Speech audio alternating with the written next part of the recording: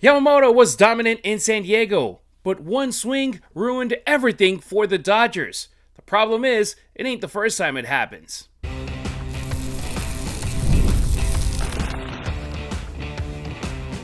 You are Locked On Dodgers, your daily Los Angeles Dodgers podcast. Part of the Locked On Podcast Network, your team every day.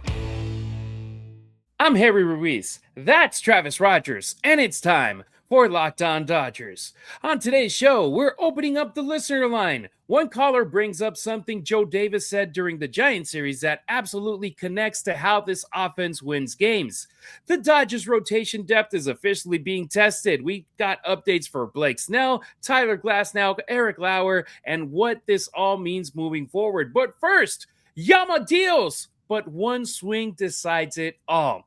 Yoshinobu Yamamoto deserved better Monday night as the Dodgers kicked off their 3-game series against the Padres, their first matchup against San Diego in the season. 7 innings, 8 strikeouts, just 3 hits allowed. Outside of one mistake to Miguel Andujar in the first inning, he completely controlled the Padres lineup. The problem, Travis, is that this was a pitching duel, and the Dodgers walk away with a 1-0 shutout loss. Michael King absolutely dominated them. Yeah, that's the thing, right? Yamamoto was great, but so was King. King was just a little tiny bit better than Yamamoto last night, and Yamamoto was really, really good.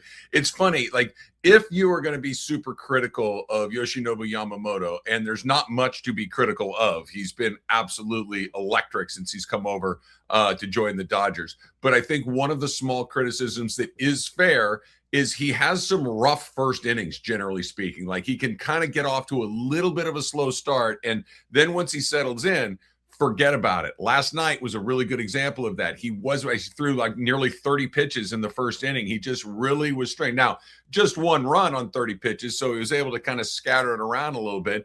But the one run was the difference in the game. And it was a really fun game to watch last night. The ending, not so much because the Dodgers took an L, but that felt like a big game. You know, they don't come around very often. Even when they played Atlanta about a week or so ago, it was kind of like yeah, man, this is May, whatever. This doesn't have a whole lot of juice in it, even though they're the 2 best teams in the National League. And the series kind of came and went. You don't really think too much about it.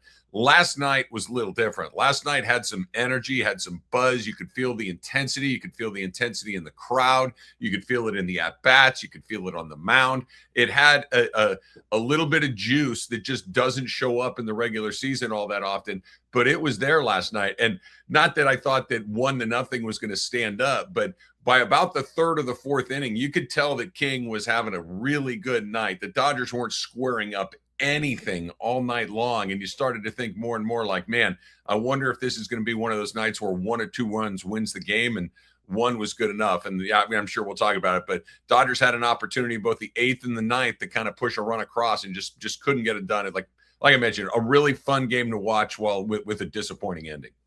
Just to support your point of view, it's like for the Padres, this is their World Series. You know that they're going to put their biggest effort whenever they're taking on the Dodgers, especially at home. The back-to-back defending World Series champions, the team that is where you want to be, the team that won the division over you by a couple of games in a tight race going into the October. So you want to be in that spot, and the Padres, they're putting everything. They're putting all the carne in the asador, all the meat in the barbecue, just trying to get you beat, and they were able to get it by 1 run. It was a 1-0 game that was tightly contested. There were opportunities for the Dodgers that they weren't able to cash in. I mean, the strike him out, throw him out in the first inning, and then later in the 4th with Shohei Ohtani getting thrown out at second base. It's just like a game of inches when it comes to that. And then that opportunity, I believe it was the sixth inning with Hae-Sung Kim rounding third and then getting the red light immediately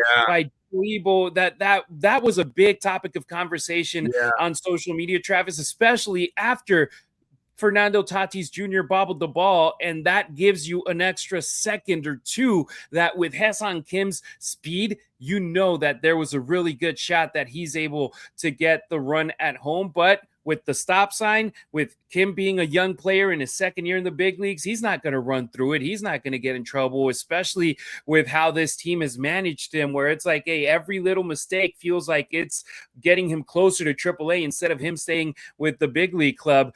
What do you think about that situation? Because Dino Ebo, he's a great resource in the coaching staff for the Dodgers.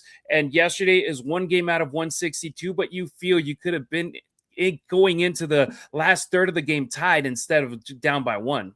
Yeah, I think it was obviously a very big play in the game, and I think that Ebo made a mistake in not sending him. But I think there's a lot of context involved here. Even with the bobble of Tatis, I still think a good throw throws Kim out. Because he was very close to first base, just behind the bag. That's not a long throw. Tatis has a very, very good arm, and I think even a good to an excellent throw, I think gets Kim, and I think it gets him by a decent amount. That being said, I think you send him anyway.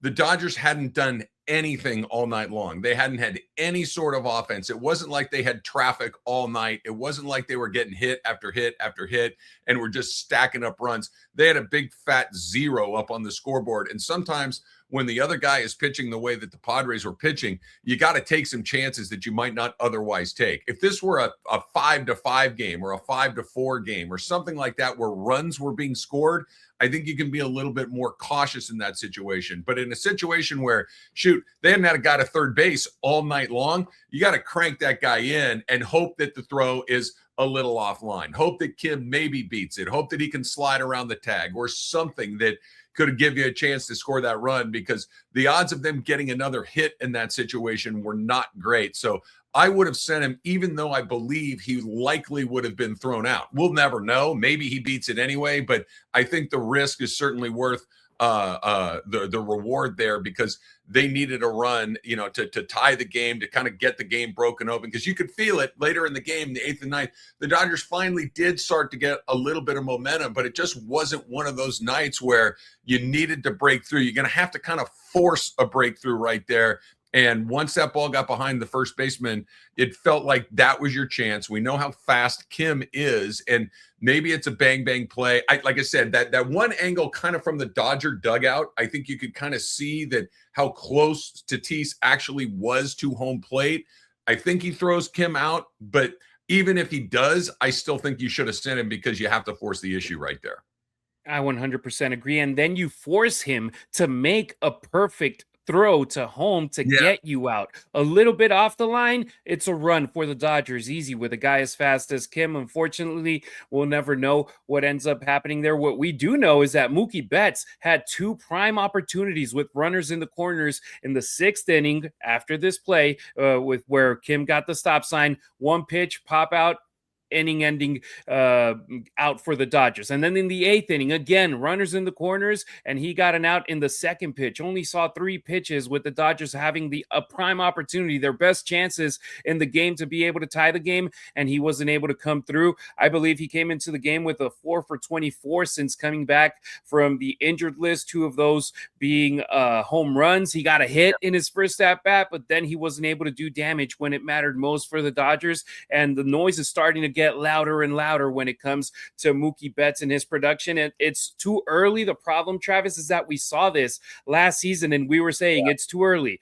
All right, we're getting to the All-Star break. He'll break out in the second half, and it just didn't come through the way that the Dodgers organization and the fans wished it would happen.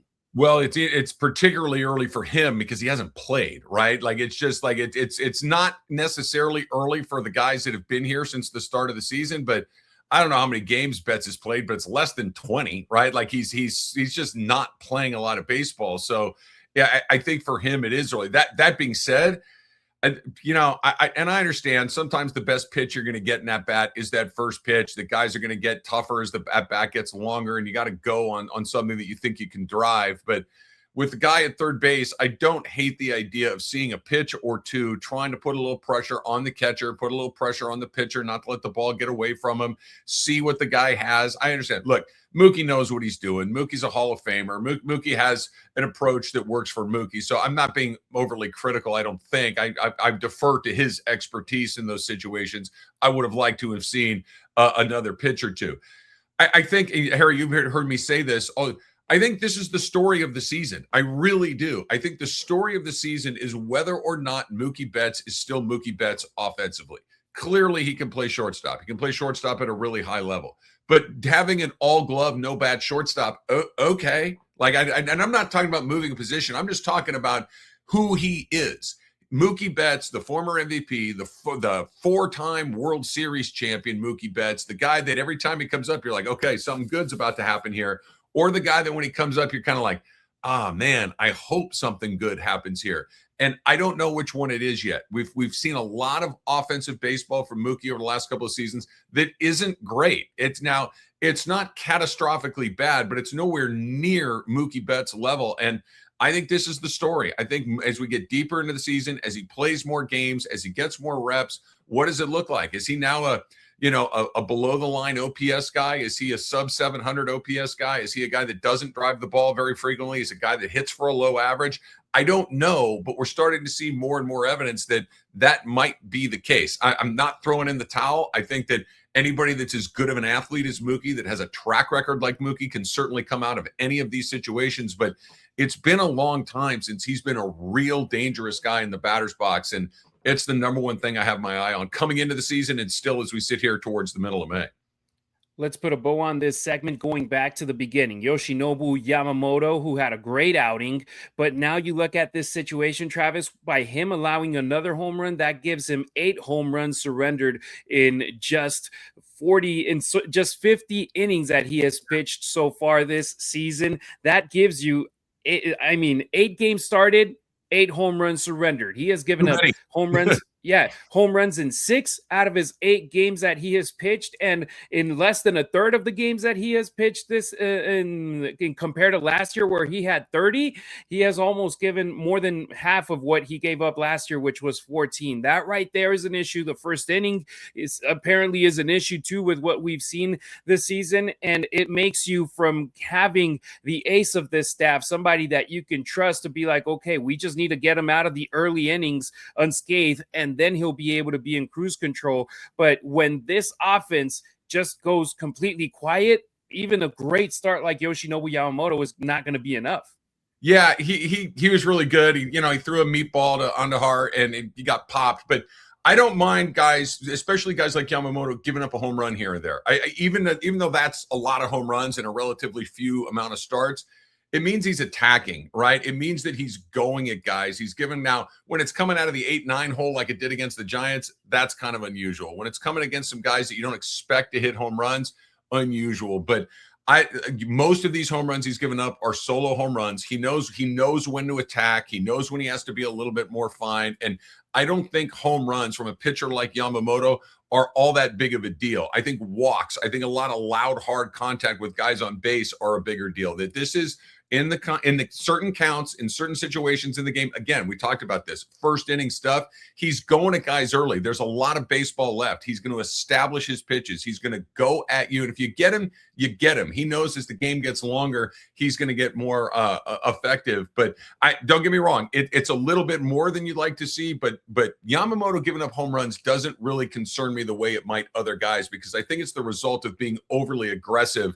and not necessarily about it being bad stuff. Because you saw through the rest of the game, his stuff was great. I think he just made a bad decision to catch too much of the plate, and he got. Yeah, and he was coming off of some rough starts when it comes to Yoshinobu Yamamoto's standards, with the 5 runs allowed against the Giants, 3 runs allowed against Houston, same against San Francisco in San Francisco, and against Miami at Dodger Stadium. So it was a great bounce back, but the Dodgers need to help him out offensively, because wasting outings like this repeatedly can wear on a staff over time, and we've seen it with Shohei Ohtani as well. In Houston, he allows 2 solo home runs. That was enough for the Astros to beat the Dodgers. You got to be able to help your aces, your top guys in the staff, when they're giving you their best. The bats need to give them their best as well. So we want to hear from you. Do you think Yamamoto's first inning struggles are just random baseball variants, or is there something mechanical or approach-wise that you think teams are jumping on early? Drop your take in the comments, or let us know on any of our social networks, or hit up the Locked On Dodgers listener line 2793-LOCKED. I want to hear where you stand. Coming up on Locked On Dodgers, the Dodgers rotation just took another hit. Blake Snell is heading towards surgery. Tyler Glasnow's timeline just got murkier, and now we're talking about Eric Lauer entering the picture. MLB season is back, and you can feel it. Fresh starts, big expectations, and that first crack of the bat. Whether it's a breakout rookie or a division race going down to the wire, nothing beats being at the ballpark. But getting tickets? That part can be a headache. Long queues, surprise fees, and prices jumping right at checkout. That's where Game Time comes in. The Game Time app makes it easy to find great seats in just a few taps. And with the Game Time guarantee, you're getting 100% authentic tickets delivered on time at the best price, with all fees included up front. What you see is what you pay. I love the seat view feature. I can preview the exact view before I buy. Those zone deals, those are my favorite. They help me save more by letting Game Time pick the seat after I choose a section. And I get alerts for my favorite teams when prices drop. 2 taps and I'm locked in. No stress, no hidden fees. Download the Game Time app, create an account, and use the code LOCKEDON for $20 off of your first purchase. Terms apply. Again, create an account and redeem the code LOCKEDON for $20 off. Download the Game Time app today.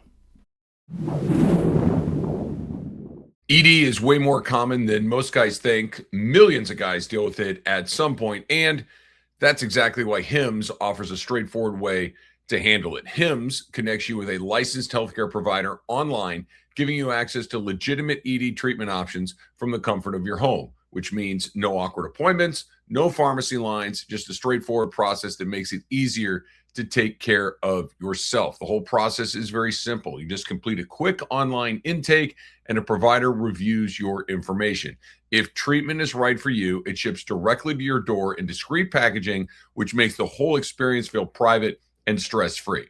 Also, they offer options like sildenafil, the generic for Viagra, at a fraction of the cost, plus other treatments so you can find what works best for you. It's straightforward, transparent, and designed to make getting care feel easy. To get simple online access to personalized, affordable care for ED, hair loss, weight loss, and more, visit hims.com/lockedonlb.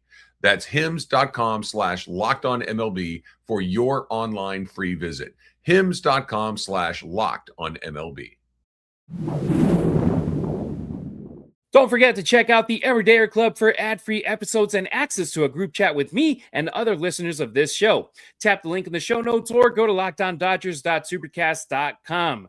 Rotation stress test has arrived. The Dodgers' new pitching depth would matter this season, but right now they're officially getting pushed into that depth because the updates on Blake Snell and Tyler Glasnow are not small developments. Let's start with Snell. I think this is positive, Travis, because they're hopeful that with him getting a NanoScope procedure, that'll help him speed things up. Over the weekend, there were still question marks of what type of procedure, what type of surgery he would be going through, and he's going to go through the same one that has Tarek Skubal already throwing after just having it just a few days ago, let's say it that way, a week and a half ago. That's positive for the Dodgers that Snell, instead of just playing it slow like he did last year, he's going a little bit more of an aggressive route that might have him back on the mound sooner rather than later.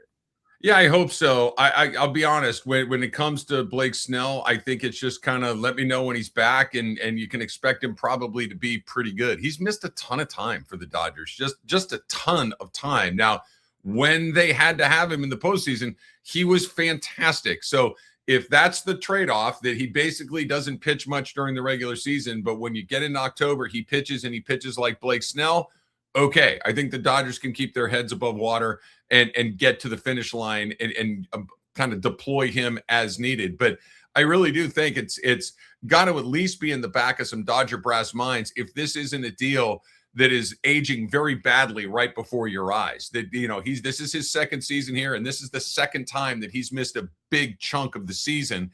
I get it. They didn't bring him here to make 35 starts a year. I understand why he's here, and so far he's delivered on why he's here. But you know, I guess this is good news. But the fact of the matter is, by the time he's back and pitching full speed ahead, let's go forward.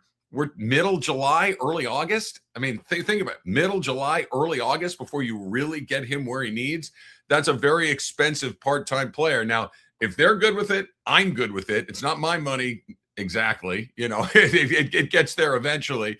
But I think this is one of those things that with Snell, you just kind of like, all right. I mean, not to get too far ahead of ourselves, but if next year you're doing this all over again, it's like, now, if they win the World Series, maybe it doesn't matter at all. But if they don't, and all of a sudden you're paying a guy a very high premium rate to not play very much, I think then we're having a different discussion at that point. But this is, it's good news that they're not going to, completely open him up and shut him down for the rest of the year. But arm surgery in May is never good news.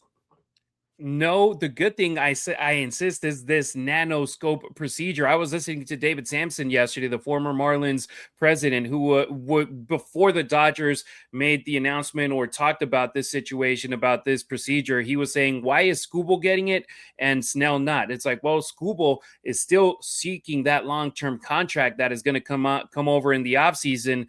Blake Snell already has it, so he doesn't have to hurry up to be back on the field. And there we go. A couple hours later, the Dodgers announced that he's going to get this kind of procedure. And I don't think it would be much of a big deal if the Dodgers didn't already have a player like Tyler Glasnow, who they signed before Blake Snell. And then you already know two of your top 5 pitchers or two of your guys in your rotation have the same kind of circumstances that we're talking about pretty much every May, every April, where it's like, oh, he's injured. He's going to miss not weeks, but potentially months. And the thing with Glasnow was that at the beginning, it was like, oh, no, it's just his back getting a little bit stiff. It's not a big deal. He's going to come back. He might not even end on the IL. And then it's like, well, 15-day IL, and it's going to be a stint a little bit longer than that. And it's like, oh, it flared up a little bit more, so he's not throwing, and it's just a ball that keeps on rolling and keeps on getting bigger and bigger.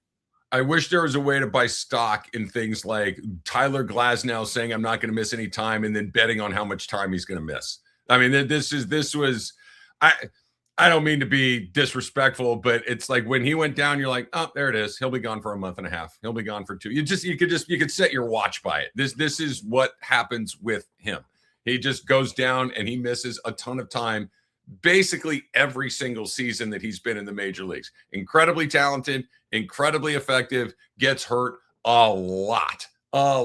And it's always one of those, oh, maybe it's not as bad. No, he's down for a while. It is the same formula every single time.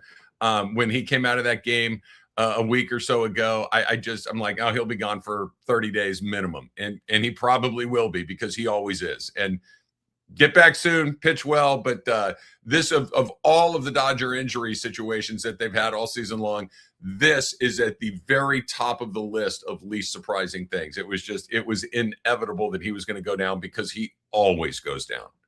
And the thing is, with what happened is that Dave Roberts openly said it's going to take longer than the minimum IL stint, and that there is no clear throwing timeline. That's not good news for the Dodgers with what you want to do. Eric Lauer, we spoke about him briefly yesterday. Brandon Gomes, the Dodgers GM, said that he's going to eventually join the rotation as a 6th starter.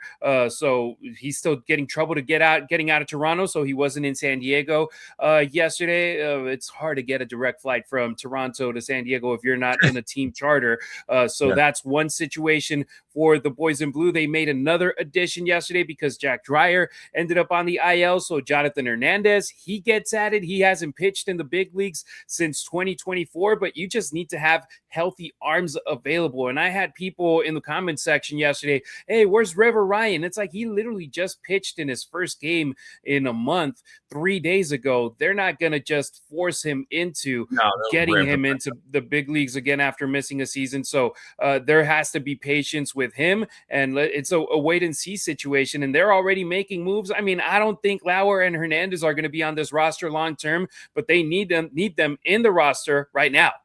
But Lauer, with all due respect to Eric Lauer, don't mean this disrespect. He's a rental car, right? He's the, your car's broken. You need to get to work for a week or two. So you run down to the rental car spot and you get some cheap little thing that you can drive back and forth from work for a week.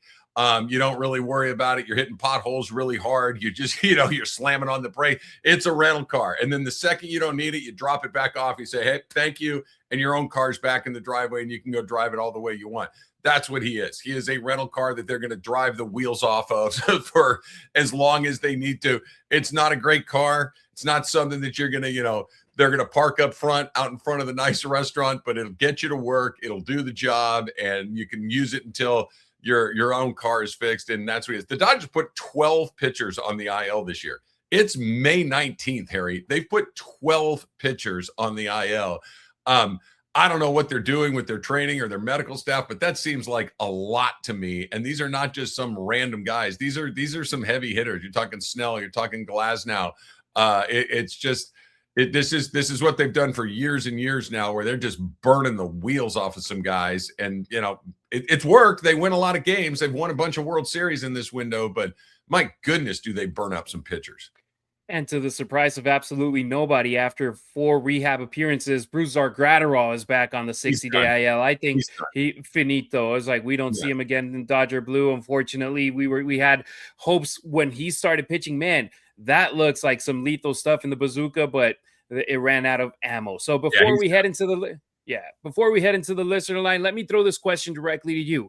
Which concerns you more right now? Blake Snell's uncertainty, Tyler Glasnow's setback, or the overall lack of healthy rotation depth behind the top names? Drop your answer in the comments or hit me on social at Harry Ruiz on X, at Harry_Ruiz on Instagram, or on TikTok at Harry Ruiz_. Travis, he's available on X and IG at Travis Rogers. Next on Locked On Dodgers, we're diving into a really interesting listener line conversation about how the Dodgers offense actually wins games. And another caller wants to know how Dalton Rushing gets more opportunities. Hey, it's Mike and John from Locked On Angels. We wanted to talk to you about something that's important, and that's your family. I've been married a few years now, and my wife and I have a 1-year-old, and we're always thinking about his future. Who's he going to become? How can we help? In what ways can we make sure his future is secure? Yeah, I'm in a different season. I'm married. I have 3 young adult kids, and lately I've been thinking a lot about how to make sure my family's taken care of in the long term. This is why life insurance matters, not because it solves everything, but because it helps provide financial security for the people you love the most. And that's where Ethos comes in. Ethos makes getting life insurance fast and easy, 100% online. You can get a quote in seconds, apply in minutes, and even get same-day coverage, and there's no medical exam. You just answer a few simple health questions online, and you can get up to $3 million in coverage. Some policies are as low as $30 a month. So take 10 minutes to get covered today with life insurance through Ethos. Get your free quote at ethos.com/lockedonmlb. That's ethos.com/lockedonmlb. Get up to $3 million in coverage in as little as 10 minutes at ethos.com/lockedonmlb. Application times may vary. Rates may vary. Baseball season is here, and right now you can trade every game on Kalshi. On Kalshi, you can trade every single game. How cool is that, right? For instance, let's take a look at the Braves against the Marlins right now, right? Atlanta is trading at 54% to beat the Miami Marlins, which means a $100 trade pays out $182, right? If they win. Who's not rooting against the Braves? So go jump on that Miami thing right now. And on Kalshi, you're trading against peers in a live market, meaning there's no house. And as the probability changes, you can buy in and out of your position. And for a limited time, download the Kalshi app and use the code LOCKEDON to get $10 when you trade 10. KALSHI, Kalshi. Trade on anything. 18 plus only. Restrictions and eligibility requirements apply. Event contract trading involves risk and may not be suitable for all investors. Prices, values, and available markets may differ from those mentioned. For more information, see kalshi.com/regulatory. Are you new here? Welcome. Everydayers, you already know you're the heartbeat of our show. It's easy and free to help us out. Subscribe and like our content on YouTube. Drop a 5-star review on Apple or Spotify and hit up the Locked On Dodgers listener line. 279-3-LOCKED. That's 279-356-2533. And we're going to it right now. The Dodgers need more bombs. Let's get to the listener line because Tony from Los Feliz, he was gone for a while like Mookie Betts, but now he's been able to get on base with the listener line in back-to-back weeks. And he brings up something very interesting. And honestly, I think he's getting onto something. Let's listen to it. I want to really give a nod to Oral Hershiser for me. Oh, I'm sorry. It was Joe Davis, forgive me, who made this comment. I think it was during the third game against San Francisco, which is the recipe for winning, which is incredibly accurate in terms of what happened in game one against the Angels, which is, Joe Davis mentioned, the recipe for winning, multi-run homers and multi-home run games. The Andy Pages 3-run homer, and then you had the Max Muncy home run. That's the recipe right there. And it's interesting what the stats say about that. If you have a multi-run home run followed, or not necessarily directly, but having that also with a homer, so you have a multi-home run game followed by multi-run homers, that's the recipe for winning. So I just wanted to mention that.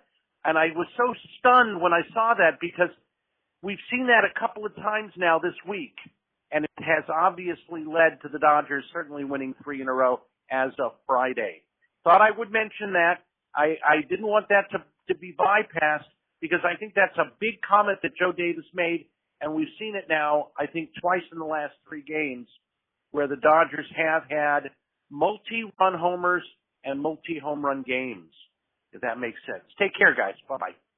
I was actually walking my dog listening to the game with Joe and Oral on Friday when Joe brought up that stat that the win percentage for the Dodgers is ridiculous when they're able to have multi-home run games or even a game with a home run with runners on base that gets you RBIs. When the Dodgers slug, Travis, no surprise. That's when they're at their best. And when they struggle to get the ball out of the yard, they have a hard time. It was something different that we saw Saturday and Sunday. I think Saturday was just a Mookie home run. Sunday, they didn't get a single run with a home run. But, man, 1 home run in San Diego would have been a huge difference. Instead, there we are, 1-0.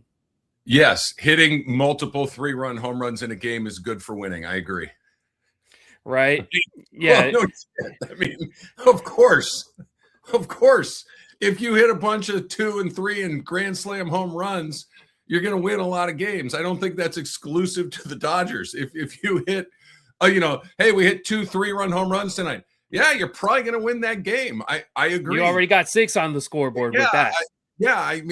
Sure. Yes, I agree. I don't feel like this is a deep cut. I feel like this is kind of obvious. Yes. And good pitching also helps win games. Run prevention and run scoring are very good things. Now, the problem is that you just can't depend on the home runs. And even yesterday, I don't think we dove deep into it, the 9th inning with the Dodgers getting 2 runners on base with Mason Miller going into the game and not having control. And you're not even able to get Alex Call to third base with no outs. It's like you have to also be able to figure out ways. This team is terrible at bunting. They haven't needed it with the type of stars that you have on it. But man, you need to figure out a way. Even a deep pop out to right field gives you a chance to get Alex Call with the speed at third base. And then you can think about a sac fly to at least tie the game and not go into the 9th and to the bottom of heck, they didn't even have a chance to go to the bottom of the 9th yesterday, but being able to manufacture runs is big. So that's something where I wanted to touch base too. It's like, I heard this voicemail and I was like, man, it feels like a lot of times it's the only way the Dodgers can win games, hitting bombs. Yeah, no, that's their offense. They're a team with a lot of slug and they haven't slugged a ton lately. Just real quick on the Mason Miller thing. I thought the entire 9th inning changed on that challenge by the Padres catcher because Miller was way off. Like he wasn't anywhere near the strike zone. He finally gets one that's called a ball. It was close. The catcher taps and they review it. And all of a sudden they overturn it to strike 1. And then all of a sudden he's locked in and he just mowed guys down after that. But I agree. I think that being able to manufacture runs is a much more sustainable way to kind of try to put some pressure on your opposition. The Dodgers are going to hit their home runs. You know, they've got guys in their lineup that hit home runs. So when they do, they're going to win more often than not. When they don't, you know, you saw it against the Angels on Sunday where you're able to kind of manufacture. The Angels are kind of a bad example because they're not a very good team. But you look at a team like the Padres who are going to pitch pretty well, especially out of the bullpen. You're going to have to kind of scratch and claw to manufacture some of these. And they had a couple of chances in the 8th and 9th inning to do it, and they just couldn't get that hit to do it. They didn't need to hit a home run to score right there. They needed to put the ball in play. They needed to get the ball to the outfield, and they just couldn't quite get it done. I think that's a more interesting variable about how they play is, can they do it both ways? When they hit home runs, of course, they're going to win. When they don't hit home runs, can they still find a way to win? I think that's where the mystery lies. No doubt about it. Now let's get to Mitch from New Jersey because he brought up Dalton Rushing and also threw out a Corey Seager idea. Good morning, guys. Travis, Harry. How would I get more bats for Rushing? And do we have anybody in the minors with a bat that we can bring up? And one more thing, I love for them to trade for Corey Seager. Texas wants to dump salary. Be well. There's our guy, Mitch from New Jersey. First off, with Rushing, I think the challenge is pretty obvious, right? Where exactly do the at-bats come from him consistently? That's the key word, consistently, because we saw him play last week when Shohei Ohtani was off of the lineup, when he wasn't DHing. They had him in as a catcher, as a DH, and then they gave Freddie Freeman a day off, so they had him play first base. So they figured out a way to get him in there 3-4 days in a week. So that's big for him, but I don't think it's something that we're going to see in a consistent manner because, like, for example, this week, the Dodgers have Thursday off. So Shohei Ohtani, instead of having a day off from the lineup during a game day, he's going to have it during an off day on a travel day to Milwaukee. You're not going to give Freddie Freeman a week off every week. A day off every week. So where do those at-bats come consistently? And I feel that it's starting to hurt him as well with his production, where we've started to see him dip to more of where you would see a catcher have his stats compared to the first 2 weeks of the year. Yeah, I think you're on to say he cooled off, right? So the desire or the need to keep him in the lineup basically on a daily basis isn't there anymore. His bat has cooled a little bit. Now it'll come back around, hopefully, and he'll get some more at-bats. But I think you're onto something. I think that they will, you know, on the days that Shohei pitches, maybe he's the DH. Maybe you get Will Smith off his feet once a week. So there's a second day for Dalton Rushing. Maybe you get Freddie Freeman off his feet once every other week. And all of a sudden there's a couple of days that open up at first base. So I think they'll find a way to get him into the lineup occasionally. If he continues to struggle, then they will find fewer days to get him into the lineup. He's got to hit his way in like he did early in the season. It's just kind of cooled off. As far as Seager goes, A, where are you going to play him? And B, the other thing is, you talk about guys that are hurt all the time. My goodness. I mean, this guy is – Corey Seager is one of my favorite Dodgers. He was just a terrific player for L.A. I really liked how he played, aggressive, fun, athletic, all that stuff. But my, oh my, does he miss a lot of time.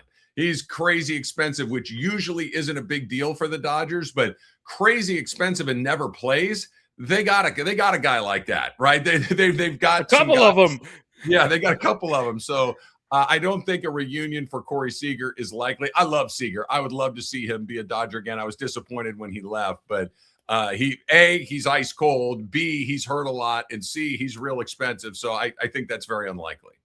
Yeah, he literally snapped an 0-for-27 slump, and then he landed on the IL with lower back inflammation. So I don't feel there's a lot of need for Corey Seager, who plays shortstop. You already have Mookie Betts there. And if Mookie goes down, would you go with Corey Seager, who consistently goes down and is on the injured list? Look, I'll say this. The Rangers, they already got what they paid for. They won a World Series. It had been be happy. Be happy. And he was the MVP. World Series MVP. Exactly. World Series MVP. He's two-time World Series MVP. For sure. No, he's a great player, and he's a really fun player to watch. It's just he's at that point in his career where the amount of time missed versus the amount of money out, the equation is just a bad equation. And you're right, Harry. The Rangers got exactly what they wanted. They got their first ever World Series title, and Corey Seager had a lot to do with it. The Dodgers got a World Series title with Corey Seager, and he had everything to do with it, NLCS and World Series MVP. So great player. Unfortunately, he can't stay healthy, and I'd be really surprised if you ever saw him back with the Dodgers, and especially at that price. And one minor question in the middle of those two questions was, is there anybody in the minors that you would bring up to help the lineup? I mean, you got guys like James Tibbs, Ryan Ward, Jack Sawinski, Noah Miller, Ryan Fitzgerald, but I don't think none of them right now is like, man, this guy's going to change the Dodgers lineup with the type of players that the Dodgers already have in their 1 through 9. Yeah, I'm with you. It's like there just isn't a lot of room. I mean, I guess you could maybe, decide to not use Call anymore. I think Dave Roberts likes Call, the amount of at-bats that he gets, the amount of time that he gets. So, no, I look, if you're a prospect in the Dodger organization, especially as an outfielder, you're kind of blocked with the way that it's set up right now. So keep hitting in the minor leagues and maybe someone will call your name somewhere else. But in LA, there's a lot of traffic on the road. If there's anybody rooting hard for Kyle Tucker to break out and have an incredible year or two with the Dodgers, it's those outfielders in the system, because if he opts out after 2 years, then a spot would open up for potentially a young player taking over right there. So let's close today's show asking you, do you think the Dodgers offense relies too heavily on home runs sometimes, or do you believe that's simply the identity of modern baseball and fans overreact when the bats go quiet for one night? Let me know on YouTube or hit me up on social media with your thoughts. All right, that'll do it for today's pod. Thank you for making Locked On Dodgers your first listen of the day, and thank you for making Locked On the #1 sports podcast network. We'll be back tomorrow, Wednesday, to recap Game 2 of the series for the Dodgers. Emmett Sheehan, he takes over Shohei Ohtani's spot, with Shohei then pitching the next day. If you never miss an episode, the Everydayer Club is built for you. Get Locked On Dodgers ad-free, plus members-only Discord access and more. Head to LockedOnDodgers.supercast.com to join the club. For those of you on video, we send you to the first ever 24/7 National Locked On Podcast Network YouTube channel. On audio, for your second listen, go check out Locked On MLB. Travis and I appreciate you riding with us. Until next time, keep it real, keep it Dodger Blue.